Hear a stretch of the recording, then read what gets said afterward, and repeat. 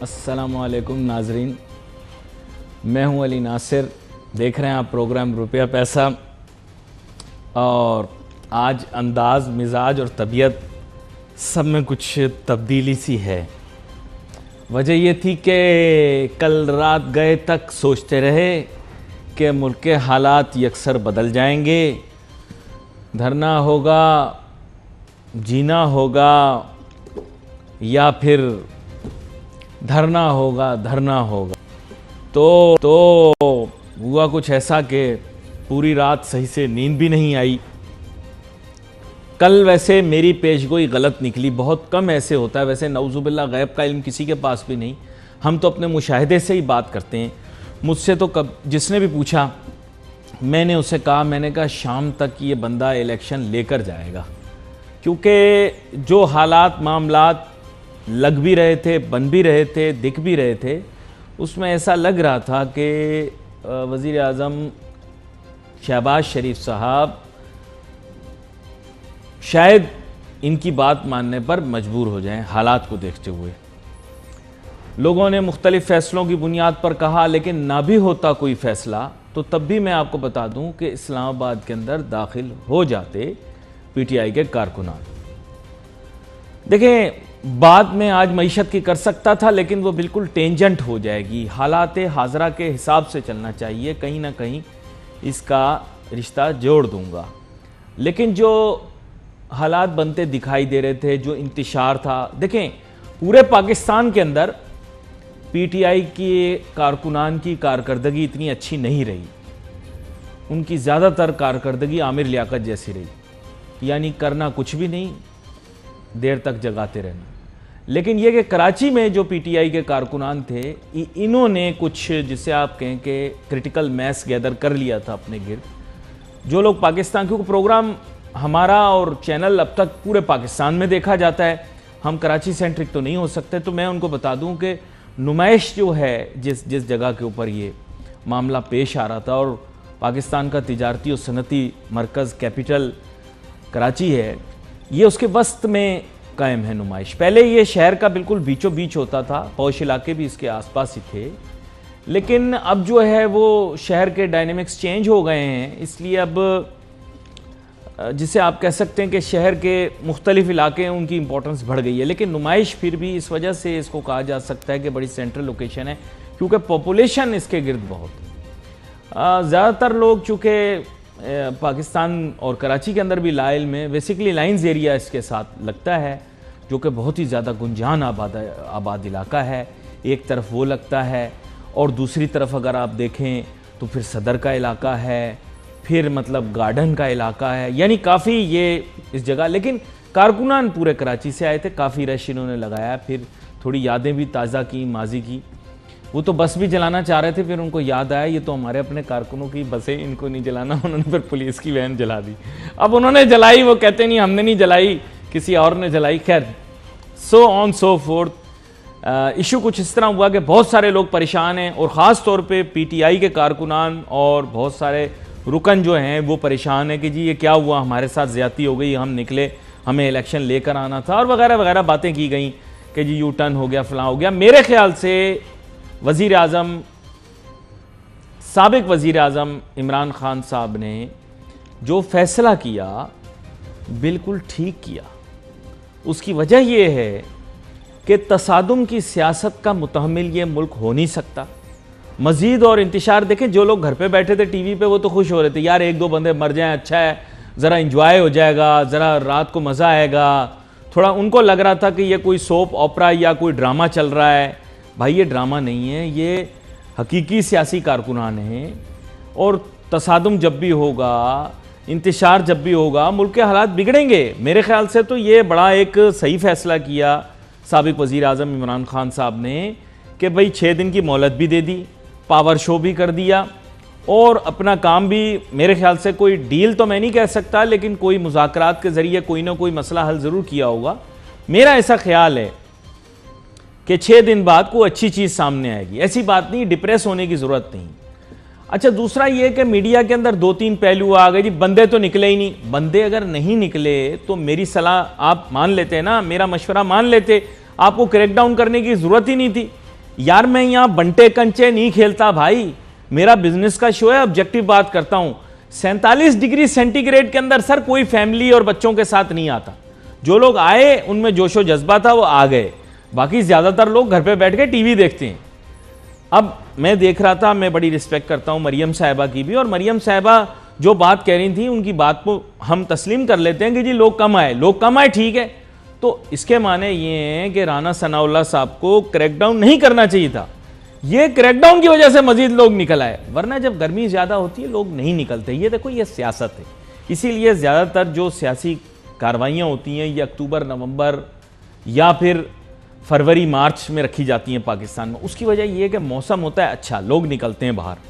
کل یار اتنی گرمی تھی, یقین کرو رات کو, کراچی شہر کا آپ کو بتا رہا ہوں, باقی شہروں کا میں نہیں کہہ سکتا کیونکہ میں تو پنجاب میں بھی رہتا رہا ہوں, تو وہاں تو آگ برستی ہے اس موسم میں آپ کو سچ بتا رہا ہوں, لٹرلی آگ برستی ہے. کراچی میں تو پھر بھی ہوا چل جاتی ہے, لاہور میں تو ایسے لگتا ہے جیسے کیلیں لگ رہی ہیں جسم میں, آگے اتنی گرمی ہوتی ہے. یہ میں آپ کو بتا رہا ہوں, یہ وہ بندہ ہے جو پورے پاکستان میں رہا ہے, اور کے پی کے بھی کوئی اتنی اچھی سچویشن نہیں تھی, وہاں بھی بہت گرمی تھی. تو کراچی میں آپ کو بتا رہا ہوں کہ شام کو ایسی صورتحال اور کیفیت ہو رہی تھی کہ جسم جو ہے نا ایسے گھٹ رہا تھا گرمی سے. تو یہ آپ کو پریشان ہونے کی ضرورت نہیں تھی. یہ بلا وجہ حکومت نے بھی میں کہتا ہوں کہ تھوڑا زیادہ اوور ایگزیجریٹ کر دیا اور سمپتھیز کریٹ کر دیں پی ٹی آئی کے لیے, اور میرے خیال سے پی ٹی آئی نے بھی غلط فیصلہ کیا تھا اس موسم میں دھرنا دینے کا. دیکھو یار میں نے بہت اس ملک میں نا خاک چھانی ہے, جگہ جگہ کے دھکے کھائیں, ہر جگہ کا پانی پیا ہے, تو میں پاکستانیوں کو نا ان اینڈ آؤٹ جانتا ہوں کہ کس ٹائپ کے لوگ ہوتے ہیں. میں یقین کرو ہاتھ ملانے کے بعد تھوڑی دیر کے انٹرویو کے بعد میں آپ کو بتا سکتا ہوں اگر وہ کس سیاست کا بندہ ہے یا کیا اس کے سیاسی خیالات ہیں کہ اس کا کیا ری ایکشن ہوگا. کیونکہ ہمارے ہاں زیادہ آپ نے سوچنا نہیں ہے, زیادہ تر پاکستانی ایک ہی جیسے ہوتے ہیں. ہماری خاصیت یہ ہے کہ ہم زیادہ تر ایک ہی جیسے ہوتے ہیں.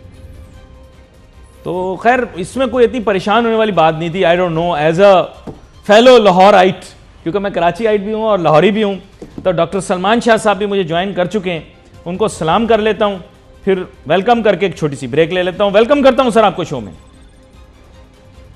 شکریہ جی. سر بس میں پروگرام کے آغاز میں یہی بات کر رہا تھا کہ دونوں سائڈ سے جو ہے نا تھوڑا سا زیادہ ایگزیجریٹ کر دیا گیا معاملات کو. تو اب ایک چھوٹی سی بریک لیتے ہیں, واپس آتے ہیں, تھوڑا لاہور کا موسم بھی ہم جانتے ہیں اور تھوڑا کراچی کا بھی بتاتے ہیں. Let's take a short break.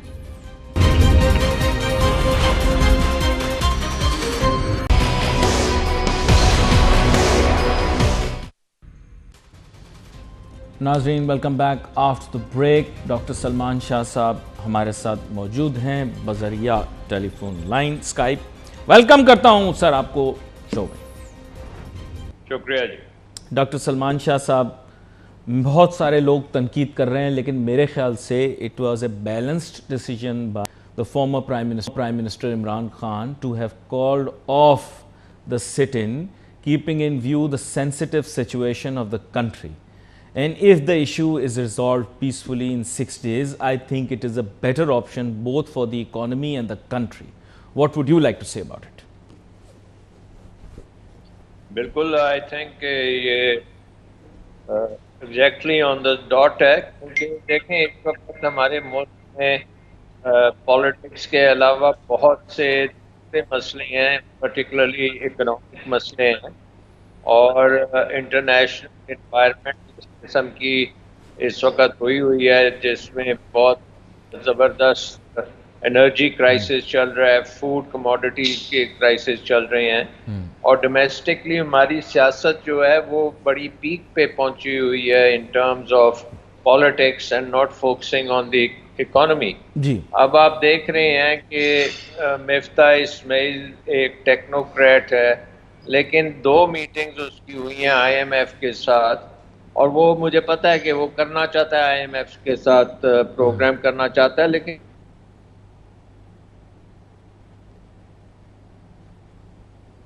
I'm missing you out here.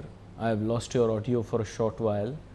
I'll just get back to you on that. ہم بات آپ کر رہے تھے میرے خیال سے مفتاح اسماعیل صاحب کا ذکر کیا, اور اس کے بارے میں اب کامیابی ہے یا نہیں ہے اس کے بارے میں اب میں ان سے پوچھوں گا کہ وہ what was the out come of the talks in Doha.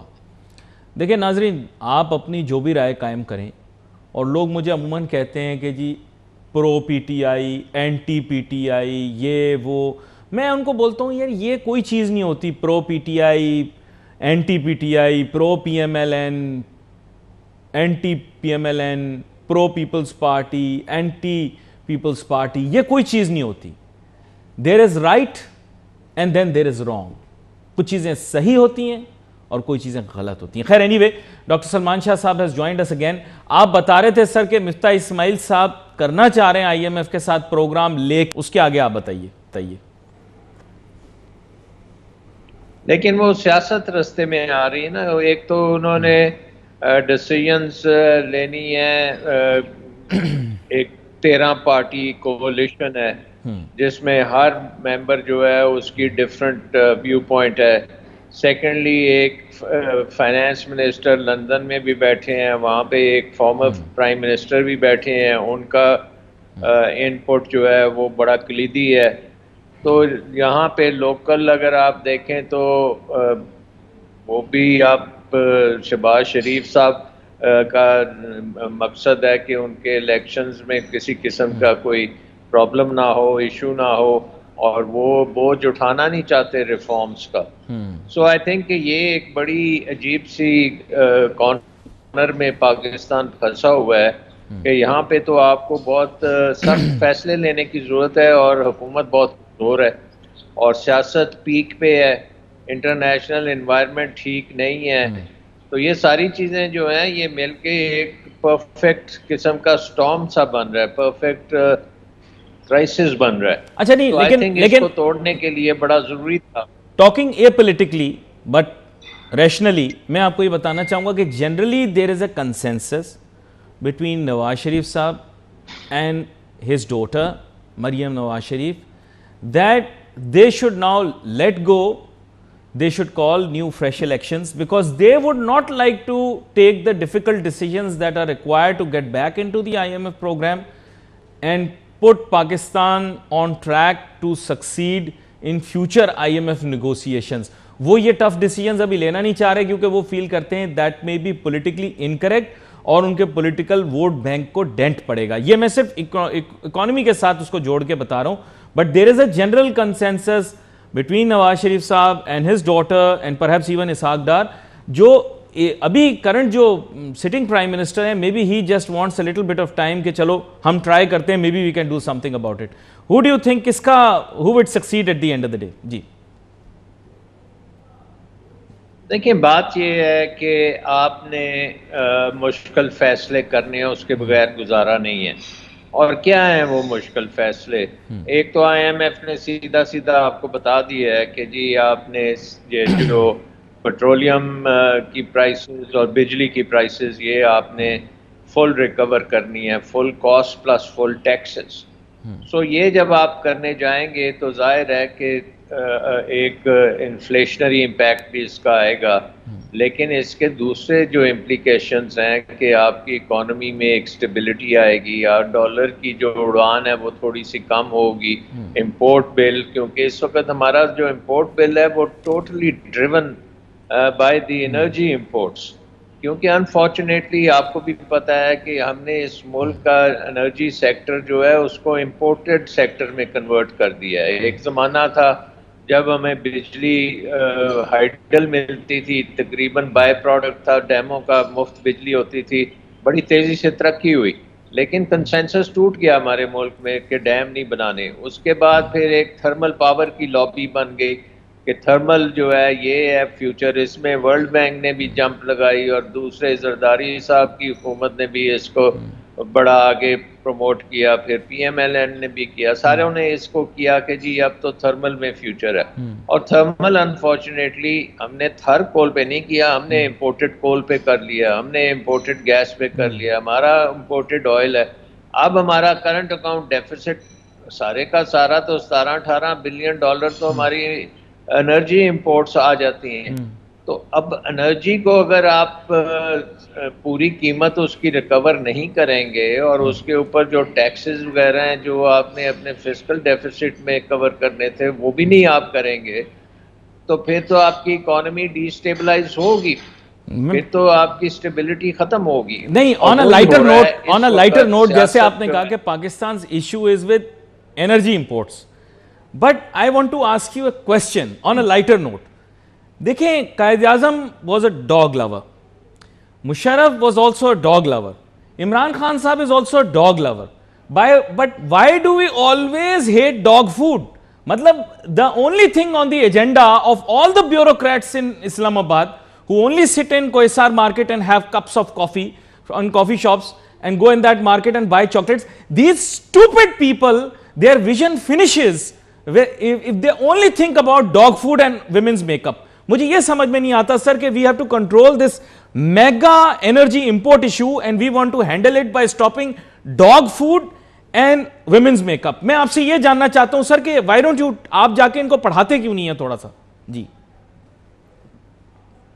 دیکھیں, یہ ایکچولی ریڈ ہیرنگ ہے کہ آپ اپنے مسائل ایک ٹریول قسم کی چیز پہ لگا دیں اور عوام کو کہیں کہ یہ تو اشرافیہ ہے جو کتے کا کھانا منگا رہی ہے اور اس سے آپ کا کرنٹ اکاؤنٹ ڈیفیسٹ ہو رہا ہے. یہ بالکل غلط بات ہے. انفیکٹ یہ جو پرائم منسٹر شہباز شریف نے جو امپورٹس کے اوپر لگائی ہیں ساری بین کی ہے, تو وہ آئی ایم ایف نے اس کو ریجیکٹ کر دیا, کیونکہ آئی ایم ایف کے ماڈل میں آپ اینٹی ایکسپورٹ بائس کو ختم کرنا چاہتے ہیں. اس کا مطلب یہ ہوتا ہے کہ آپ کے ملک میں ایک انوائرمنٹ ہونی چاہیے جو انویسٹمنٹ آپ کی ایکسپورٹس میں جائے, اور اگر آپ پروٹیکشن میں اپنی انڈسٹری کو پروٹیکشن دیتے ہیں تو وہ انویسٹمنٹ جو ہے وہ ڈومیسٹک کنزمپشن میں آ جاتی ہے, ایکسپورٹس میں نہیں آتی.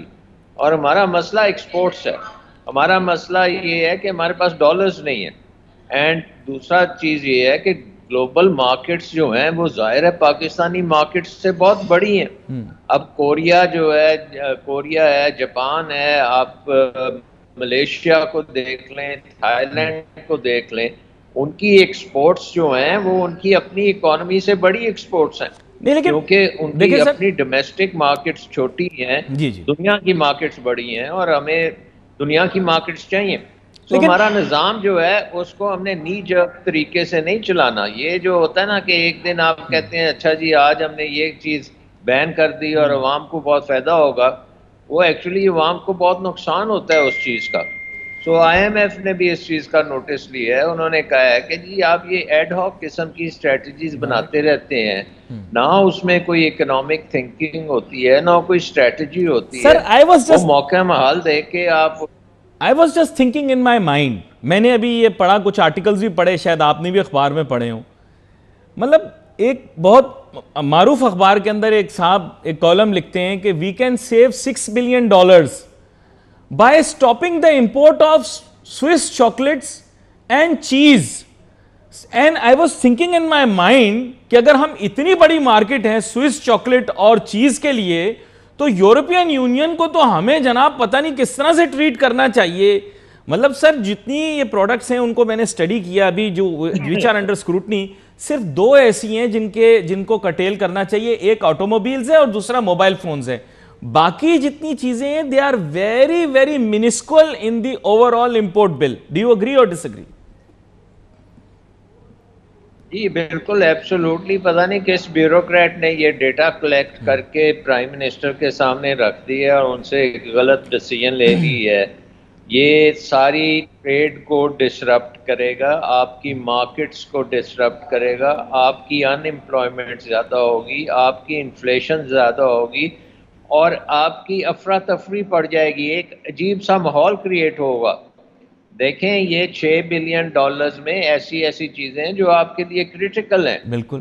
مثلاً اگر اس میں ٹیلی فونز کی بات کی جاتی ہے, بہت سے فونز اب یہاں پہ اسمبل ہو رہے ہیں اور انہوں نے گریجولی یہاں پہ بننا ہے. جی. اگر یہ آپ بین کریں گے تو وہ اسمبلی ورک سارے بند ہو جائیں گے اور اس کا بھی امپیکٹ آئے گا, امپلائمنٹ پہ بھی آئے گا. اسی طرح CKD کٹس آتی ہیں, آدھا حصہ اس کا جو ہے وہ لوکل بنتا ہے, آدھا امپورٹ ہوتا ہے.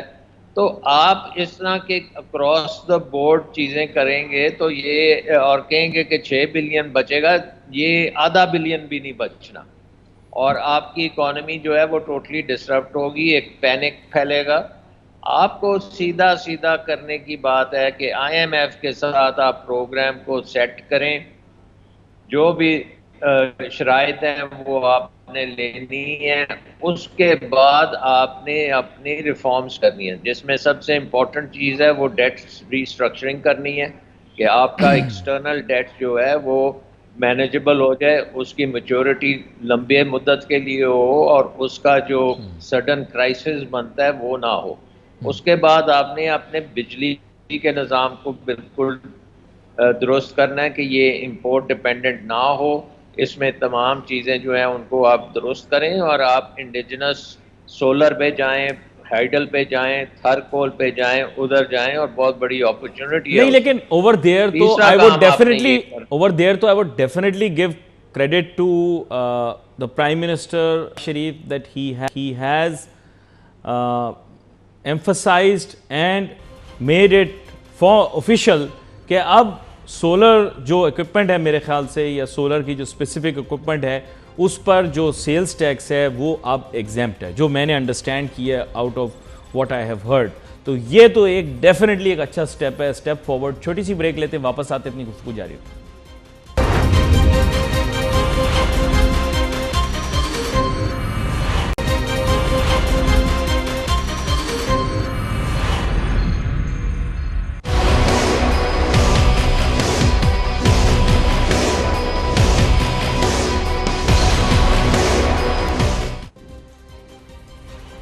ویلکم بیک، اور گفتگو جاری ہے جناب ڈاکٹر سلمان شاہ صاحب کے ساتھ، سابق وفاقی وزیر برائے خزانہ بھی رہے ہیں، اہم موضوعوں کے اوپر فائز رہے ہیں، کسی تعارف کے محتاج نہیں۔ بریک پہ جانے سے پہلے یہی بات ہو رہی تھی کہ جناب والا ملک کو اب کون سی سمت لینی چاہیے۔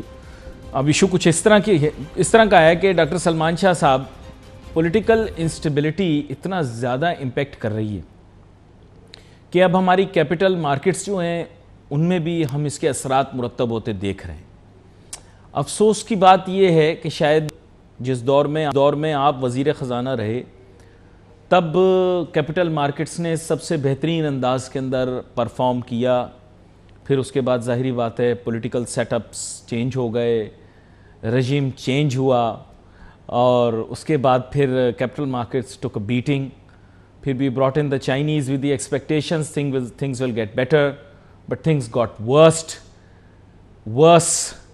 میں یہ تو نہیں کہوں گا کہ the Chinese investment into our capital market is a bad omen, but since they came in after that we have been taking a continuous battering، اور اب جو ہے وہ اس سچویشن کے اوپر آ گئے کہ اگر مارکیٹ کیپٹلائزیشن کو ان US ڈالرز دیکھا جائے تو ایونچولی جو پورٹ فولیو انویسٹرز ہیں پاکستان کے اندر، فورن پورٹ فولیو انویسٹرز، ان کو اتنا نیگیٹو ریٹرن ملا ہے کہ میرے خیال سے اب تو وہ کبھی نہیں آتے پاکستان۔ کیا کہتے ہیں آپ؟ دیکھیں علی، بات یہ ہے کہ 2007 میں اور وہ جو ٹائم پیریڈ تھا 2004 5 6 7 جس کے دوران ایک زلزلہ بھی آیا جس نے بہت نقصان کیا، لیکن اس وقت ہمارا برانڈ زبردست تھا کیونکہ ہم انٹرنیشنل مارکیٹس میں ریگولرلی جی ڈی آرز بھی کرتے تھے، پرائیویٹائزیشن بھی کر رہے تھے، بانڈز بھی کر رہے تھے، ہمارے جو سپریڈز تھے وہ امریکہ کی جو ٹریجریز ہیں اس سے تقریباً 1.25% زیادہ ہوتے تھے۔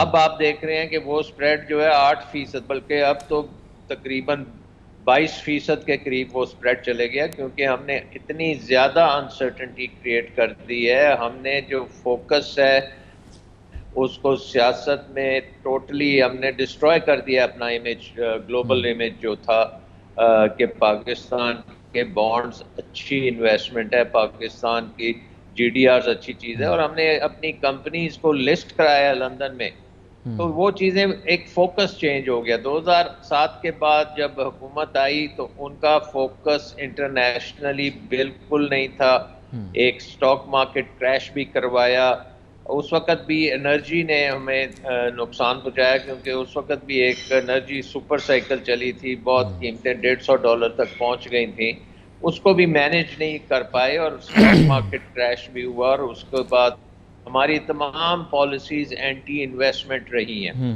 اس کے بعد اگر آپ دیکھیں 2013 سے آن ورڈز جب پی ایم ایل این کی گورنمنٹ آئی ہے تو ان کا تمام فوکس رہا تھا انرجی کیپیسٹی کریٹ کرنے میں، اور وہ انفارچونیٹلی انہوں نے غلط چیز میں انویسٹ کر دیا. انہوں نے کولے میں، گیس میں اور تیل میں کر دیا. حالانکہ 2013-14 میں اگر یہ بات جو اب شہباز شریف آج کہہ رہے ہیں وہ اس وقت کہتے اور یہ سولر میں ہم کر لیتے، 10,000 میگا واٹ اگر ہمارے پاس سولر ہوتا تو اس وقت ہمارا بیلنس آف پیمنٹ کرائسس نہیں ہونا تھا. نہیں. اور یہ ہمیں جو غلط ڈیسیژن میکنگ ہوتی ہے اس کے بڑے دور رس نتائج ہوتے ہیں، کیونکہ یہ جو ٹھیکے ہیں یہ 30 سال کے